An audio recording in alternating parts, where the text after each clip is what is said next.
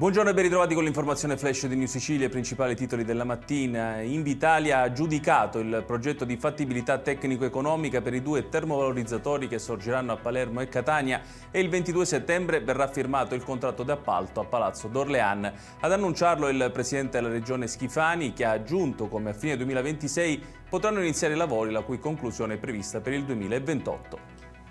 Con un videomessaggio registrato in Vaticano, Papa Leone XIV è intervenuto durante la presentazione a Lampedusa della candidatura a patrimonio culturale immateriale dell'UNESCO del progetto Gesti di accoglienza. Nel video Prevost ha annunciato una sua visita sull'isola nel prossimo futuro. E rimaniamo a Lampedusa, dove è stato arrestato uno scafista egiziano accusato di aver tentato di far entrare clandestinamente 51 migranti sull'isola. L'uomo è inoltre accusato di aver provocato la morte per asfissia di un migrante che viaggiava all'interno della stiva dell'imbarcazione e la caduta in mare di un altro uomo che risulta attualmente disperso.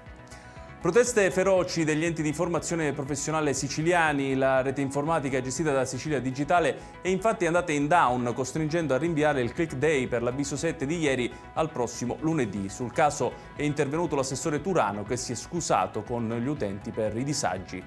Chiudiamo con il divieto di trasferta per i tifosi del Palermo, annunciato dal commissario di governo di Bolzano in occasione del match tra i rosanero e il Sud Tirol previsto per domani pomeriggio. Il sindaco Lagalla l'ha definita una scelta ingiustificata e irrispettosa tanto nei modi quanto nei tempi.